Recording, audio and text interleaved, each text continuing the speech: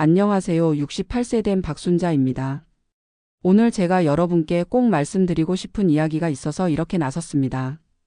브로콜리가 건강에 좋다고 해서 6년 동안 매일 같이 드셨던 분들 계시죠? 저처럼 줄기까지 버리지 않고 다 갈아서 주스로 만들어 드신 분들 말입니다. 그런데 얼마 전에 받은 검사 결과를 보고 정말 깜짝 놀랐습니다. 갑상선 기능이 떨어져 있다는 거예요.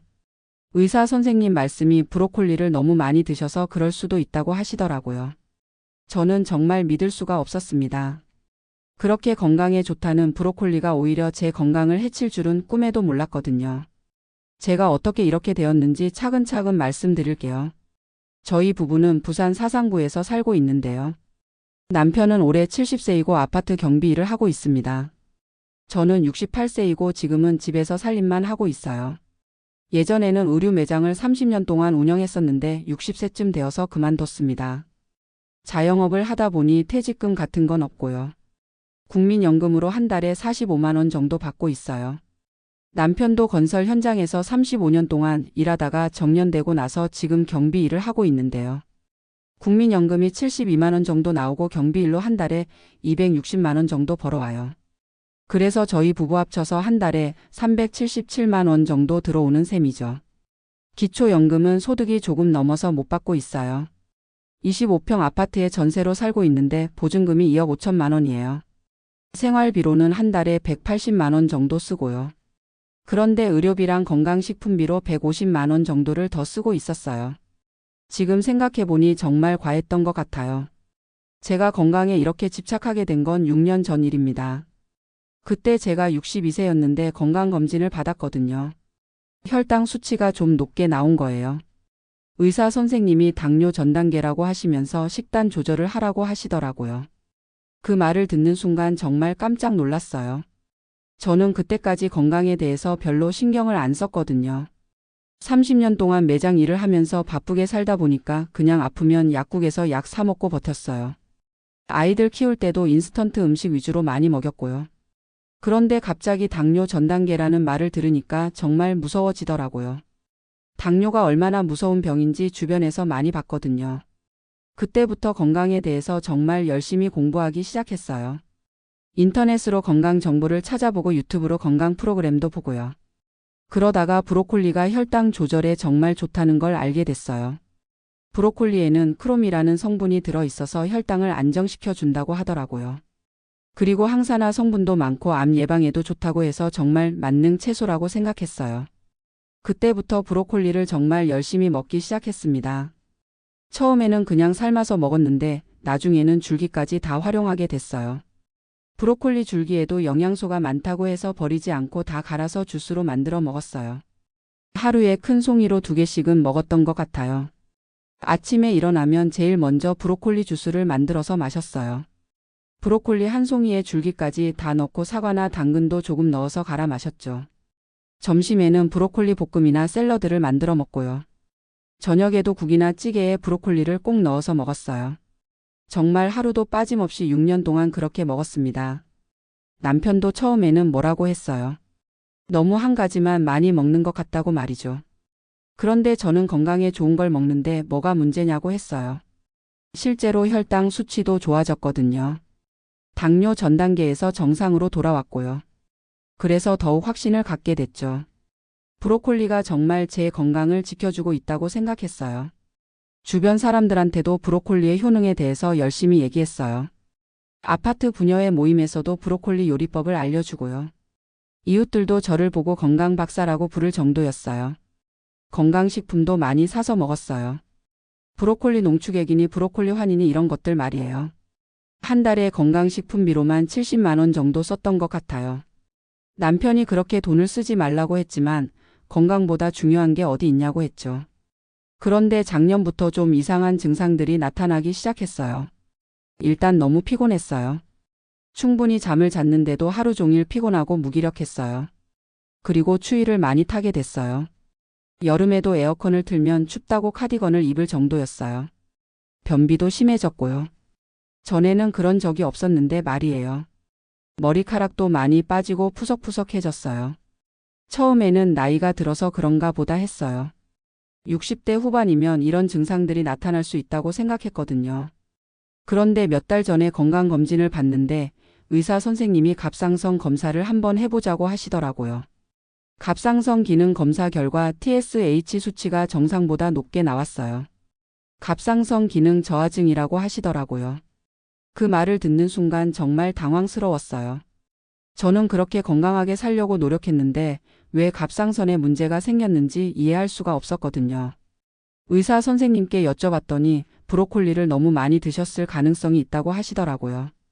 브로콜리 같은 십자화과 채소에는 고이트로겐이라는 성분이 들어있는데요. 이 성분이 갑상선 호르몬 생성을 방해할 수 있다고 하시더라고요. 특히 생으로 많이 먹거나 줄기까지 다 먹으면 더 문제가 될 수 있다고 했어요. 저는 정말 충격이었어요.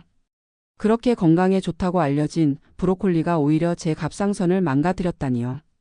의사 선생님이 설명해 주시기를 고이트로겐은 요오드 흡수를 방해해서 갑상선 호르몬 생성을 억제한다고 하더라고요.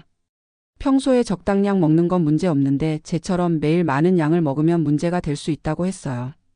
특히 줄기 부분에 고이트로겐이 더 많이 들어있다고 하시더라고요. 저는 줄기가 아까워서 버리지 않고 다 갈아서 먹었는데 그게 문제였던 거예요. 그리고 브로콜리를 생으로 갈아서 주스로 만들어 먹는 것도 좋지 않다고 하시더라고요.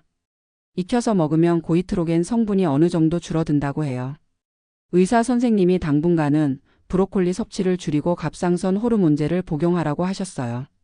그리고 다른 채소들도 골고루 먹으라고 하시더라고요. 집에 돌아와서 남편한테 이 얘기를 했더니 남편이 그러더라고요. 진작에 말했잖냐고요. 한 가지만 그렇게 많이 먹으면 안 된다고 했다면서요. 그때서야 제가 얼마나 잘못 생각하고 있었는지 깨달았어요. 건강에 좋은 음식이라고 해서 무작정 많이 먹으면 되는 게 아니구나 싶었죠. 과유불급이라는 말이 있잖아요. 정말 그 말이 맞더라고요. 그 후로는 식단을 완전히 바꿨어요. 브로콜리는 일주일에 2번 정도만 먹고요. 그것도 꼭 익혀서 먹어요. 대신에 다른 채소들도 골고루 먹으려고 노력하고 있어요. 시금치, 당근, 양배추, 오이, 토마토 이런 것들 말이에요. 과일도 다양하게 먹고 있고요. 갑상선 호르몬제를 3개월 정도 복용하니까 증상들이 많이 좋아졌어요. 피로감도 줄어들고 추위도 덜 타게 됐어요. 변비도 거의 없어졌고요. 지금은 갑상선 수치가 거의 정상으로 돌아왔어요. 의사 선생님이 앞으로도 정기적으로 검사를 받아보라고 하시더라고요. 그리고 브로콜리 같은 십자화과 채소는 적당히만 먹으라고 당부하셨어요. 이 일을 겪고 나서 건강에 대한 제 생각이 많이 바뀌었어요. 예전에는 건강에 좋다는 음식이 있으면 그것만 집중적으로 먹었거든요. 인터넷에서 어떤 음식이 좋다고 하면 바로 사서 먹었어요. 홍삼이 좋다고 하면 홍삼만 먹고 마늘이 좋다고 하면 마늘만 먹고요. 그런데 이제는 균형 잡힌 식단이 가장 중요하다는 걸 알게 됐어요. 아무리 좋은 음식이라도 편식하면 안 되는구나 싶었죠. 건강식품도 많이 줄였어요. 한 달에 70만 원씩 쓰던 걸 지금은 20만 원 정도만 써요. 그 돈으로 신선한 채소와 과일을 사서 다양하게 먹고 있어요. 남편도 제가 많이 달라졌다고 해요. 예전에는 건강 얘기만 하면 1시간도 넘게 했는데 지금은 그러지 않거든요. 그리고 가족들과 보내는 시간도 늘어났어요. 예전에는 건강 프로그램 보느라 바빴는데 지금은 가족들과 대화하는 시간이 많아졌어요. 손자들이 놀러 오면 건강 음식 먹으라고 강요하지도 않고요.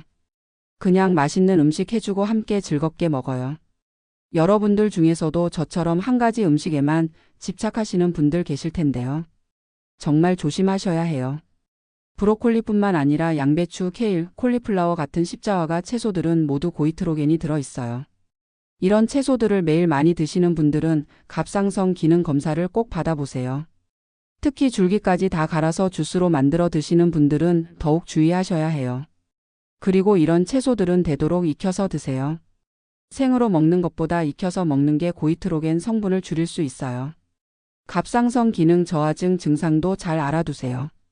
피로감이 심하거나 추위를 많이 타게 되거나 변비가 생기거나 머리카락이 많이 빠지면 의심해 봐야 해요. 체중이 갑자기 늘거나 피부가 거칠어지는 것도 증상 중 하나예요. 건망증이 심해지거나 우울감을 느끼는 것도 갑상선과 관련이 있을 수 있어요. 이런 증상들이 있으면 빨리 병원에 가서 검사를 받아보세요. 갑상선 기능 검사는 그렇게 어려운 검사가 아니에요. 피 한 번만 뽑으면 되거든요. 그리고 갑상선 기능 저하증은 치료가 어려운 병이 아니에요.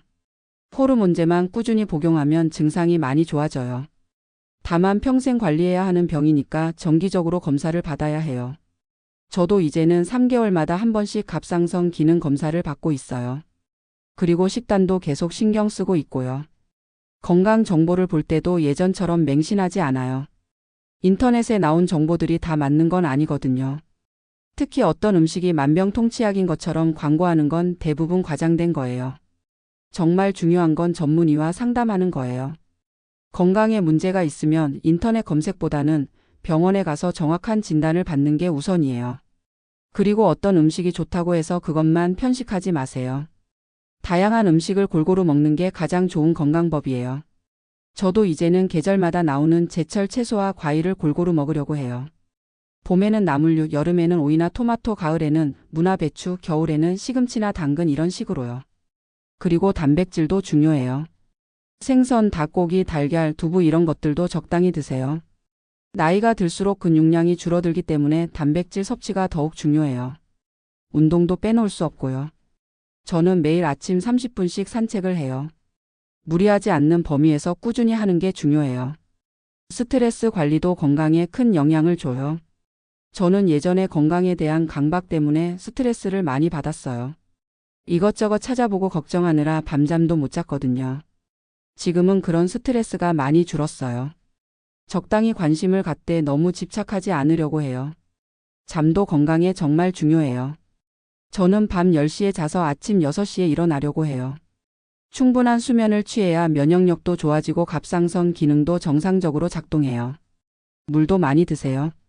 하루에 8잔 정도는 마시는 게 좋아요. 커피나 술은 너무 많이 드시지 마세요.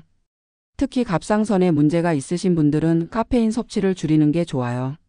저도 예전에는 커피를 하루에 3에서 4잔씩 마셨는데 지금은 1잔 정도만 마셔요. 대신 보리차나 녹차를 마시고 있어요. 건강검진도 정기적으로 받으세요. 저는 1년에 2번씩 받고 있어요. 특히 50대 이후에는 갑상선 검사를 꼭 포함시키세요. 갑상선 기능 저하증은 천천히 진행되는 경우가 많아서 자각 증상이 늦게 나타날 수 있어요. 그래서 정기검진으로 미리 발견하는 게 중요해요. 가족력도 중요해요. 우리 가족 중에 갑상선 질환이 있는 분이 계시다면 더욱 주의하셔야 해요. 저희 어머니도 돌아가시기 전에 갑상선 문제가 있으셨거든요. 그때는 제가 몰랐는데 지금 생각해보니 유전적 요인도 있었던 것 같아요. 여성분들은 특히 주의하세요. 갑상선 질환은 남성보다 여성에게 더 많이 발생해요. 특히 폐경기 이후에 발병률이 높아진다고 해요. 저도 폐경 이후에 이런 문제가 생겼거든요. 호르몬 변화와도 관련이 있을 수 있어요. 약물 복용할 때도 주의하세요. 갑상선 호르몬제는 다른 약물과 상호작용할 수 있어요. 저는 고혈압 약도 함께 복용하고 있는데 의사 선생님께 꼭 말씀드리고 처방받았어요. 영양제나 건강기능식품도 마찬가지예요. 의사와 상의 없이 함부로 드시지 마세요. 요오드 보충제는 특히 주의하셔야 해요. 갑상선 기능 저하증이 있을 때 요오드를 과다 섭취하면 오히려 악화될 수 있어요. 미역이나 다시마 같은 해조류도 적당히만 드세요. 저는 미역국을 일주일에 한 번 정도만 끓여 먹어요. 콩류도 주의가 필요해요. 대두에도 고이트로겐이 들어있거든요. 두유나 두부를 매일 많이 드시는 분들도 갑상선 기능 검사를 받아보세요. 저는 지금 두부를 일주일에 2에서 3번 정도만 먹고 있어요. 견과류는 좋아요. 호두, 아몬드, 브라질 너트 같은 견과류에는 셀레늄이 들어있어서 갑상선 건강에 도움이 된다고 해요. 하루에 한 줌 정도씩 먹고 있어요. 생강도 좋다고 해서 차로 우려서 마시고 있어요. 하지만 이것들도 적당히만 드셔야 해요. 무엇이든 과하면 독이 될 수 있거든요. 스트레스가 갑상선에 미치는 영향도 무시할 수 없어요. 만성적인 스트레스는 갑상선 호르몬 분비를 방해할 수 있어요. 저도 건강에 대한 강박 스트레스가 갑상선에 영향을 줬을 수도 있다고 생각해요. 지금은 명상이나 요가를 통해서 스트레스를 관리하려고 노력하고 있어요. 주변에 비슷한 경험을 하신 분들이 계신가요? 저희 아파트에도 브로콜리 주스를 매일 마시던 분이 계셨는데요. 그분도 제 얘기를 듣고 병원에 가서 검사를 받아보셨대요. 다행히 아직 갑상선에는 문제가 없으셨지만 브로콜리 섭취량을 줄이기로 하셨다고 해요. 예방이 치료보다 중요하잖아요. 미리미리 주의하는 게 좋을 것 같아요. 가족들과의 관계도 많이 좋아졌어요. 예전에는 건강 얘기만 하면서 가족들을 피곤하게 했는데 지금은 그렇지 않거든요. 손자들도 할머니가 많이 달라졌다고 해요. 예전에는 과자 하나라도 먹으면 건강에 안 좋다고 했는데 지금은 그러지 않아요. 가끔씩은 함께 치킨도 먹고 아이스크림도 먹어요. 물론 자주는 아니지만요. 무엇이든 적당히가 중요하다는 걸 깨달았거든요. 건강한 생활도 마찬가지예요. 너무 극단적으로 하면 오히려 스트레스가 되고 건강을 해칠 수 있어요. 저처럼 브로콜리만 먹는 것도 극단적인 거였죠. 지금은 일주일 식단을 미리 계획해서 다양한 음식을 골고루 먹으려고 해요. 월요일에는 생선, 화요일에는 닭고기, 수요일에는 두부 이런 식으로요. 채소도 매일 다른 걸로 바꿔가면서 먹고 있어요. 시장에 갈 때도 예전에는 브로콜리만 사왔는데 지금은 계절 채소를 골고루 사와요. 요리하는 재미도 늘었어요. 새로운 요리법을 배우는 것도 즐거워요. 건강 프로그램도 예전처럼 맹신하지 않아요. 여러 정보를 비교해보고 의사와 상담한 후에 실천해요. 인터넷 정보도 마찬가지예요. 특히 개인 블로그나 카페 글보다는 의료진이 작성한 글을 참고해요. 제가 겪은 일을 통해서 여러분께 꼭 전하고 싶은 말씀이 있어요. 건강에 좋은 음식이라고 해서 무작정 많이 먹지 마세요. 특히 브로콜리, 양배추, 케일, 콜리플라워 같은 십자화가 채소는 적당히만 드세요. 매일 많은 양을 드시거나 줄기까지 갈아서 주스로 만들어 드시는 건 위험할 수 있어요. 갑상선 기능 검사를 정기적으로 받으세요. 특히 피로감, 추위, 변비, 탈모 같은 증상이 있으면 빨리 검사 받아보세요. 갑상선 기능 저하증은 조기에 발견하면 충분히 관리할 수 있는 질환이에요. 균형 잡힌 식단이 최고의 건강법이에요.